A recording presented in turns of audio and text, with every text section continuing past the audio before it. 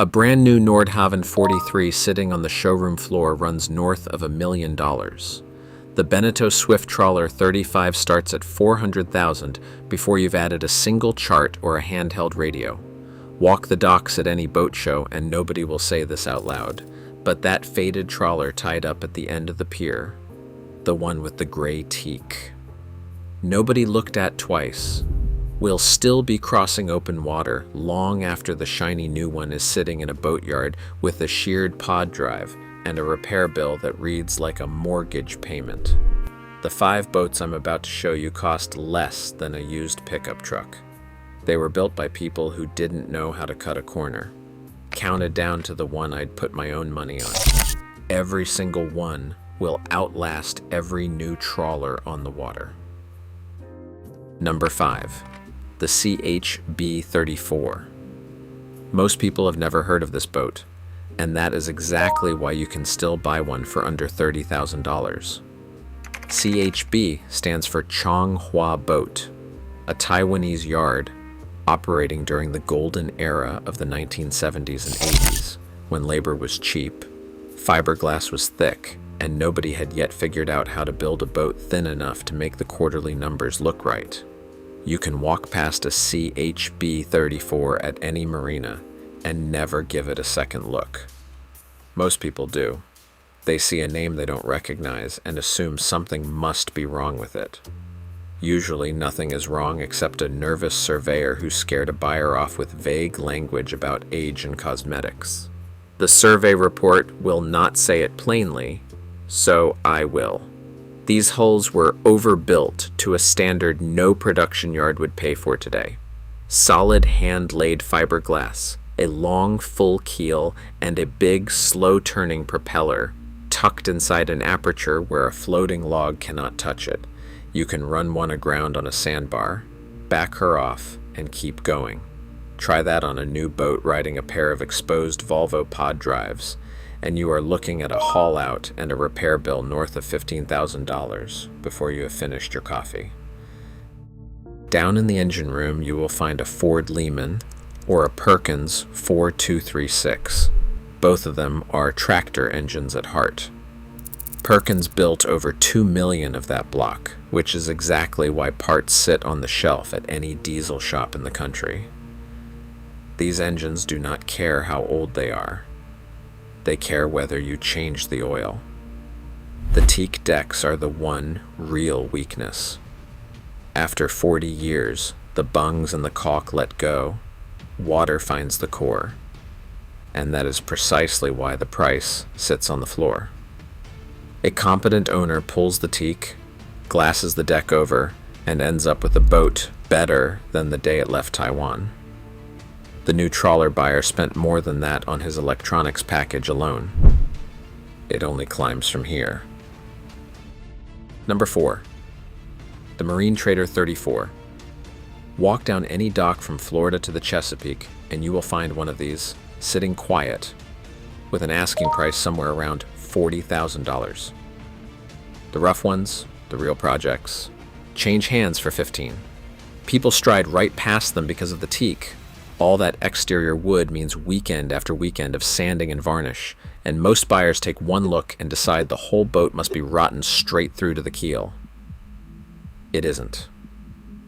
Underneath that gray weathered wood is a hand-laid solid fiberglass hull, thick as a phone book. Built in Taiwan when labor was cheap, and nobody had worked out how to make a boat thin enough to cut costs and still move it off the floor. The bones are bulletproof. What scares buyers off is cosmetic. What should scare them is the price tag on the new boat sitting across the marina. Most of these came with a single Ford Lehman 120. That engine is a marinized Ford diesel, the same basic block Ford dropped into tractors and work trucks for decades. Mechanics who know diesels call it the small block Chevy of the marine world. It turns slow, it sips fuel, and with nothing more than regular oil changes, it will run 12 to 15,000 hours before it ever needs a major overhaul. Parts are still stocked. A man can do a valve adjustment himself with hand tools in his own slip on a Saturday morning without calling anyone.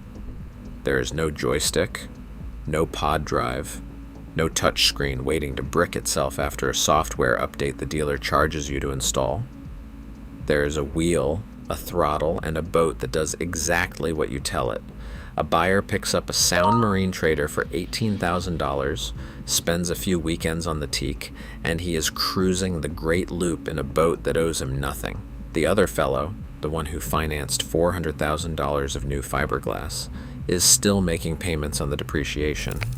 But number 3 is where the layout changes entirely. Number 3, the Albin 36. This is where the countdown gets serious. A clean Albin 36 sells for around $45,000. A project boat changes hands for under $30,000. And what you get for that money is something no new trawler at this price point will ever offer you. A true double cabin layout. 2 staterooms, 2 heads, a real galley with standing headroom, the kind of arrangement where 2 people can actually live aboard for months at a time without negotiating every square foot of the interior. What makes the Albin different is how it was put together. The hull and deck were overlapped and through-bolted under a heavy teak cap rail, not glued and pressed together on a production line trying to make a Friday afternoon delivery quota. There is hand joinery inside and out, the kind of careful fitted woodwork that would cost a small fortune to reproduce today. You can see the difference the moment you step below. It does not feel like a boat that was built to a price. A lot of them carry twin Ford Lehmans. If one quits in a tidal inlet with a current running against you, you still have a way home. Lose your only engine on a single screw boat in moving water, and you will understand very quickly why the old builders paid for 2. The new production trawler at the boat show has a flat screen at the helm and a joystick for docking, and it photographs beautifully in the magazine. But that joystick runs through a control module that costs several $1,000s when it fails, and the boat sits at the dock until the part ships from overseas and the dealer fits it into his schedule. The Albin has a wheel, a throttle, and 40 more years left in the hull. One of those boats is an appliance. The other one is an heirloom. If this is the kind of straight talk you are not getting anywhere else, do me a favor and subscribe. The top 2 are where it gets serious, because these last boats will cross an ocean. Number 2, the Willard 36. Here is a name the Blue Water crowd only whispers. Willard Marine has built over 1,500 vessels for the United States Navy, the Coast Guard, and the Marine Corps. The company will tell you flat out that not one customer has ever reported a hull failure. Not one. Think about what that means for a moment. These are not boats built for weekend warriors motoring between marinas. These are boats built to military specification by people whose customers expected them to perform in conditions where failure was not an option.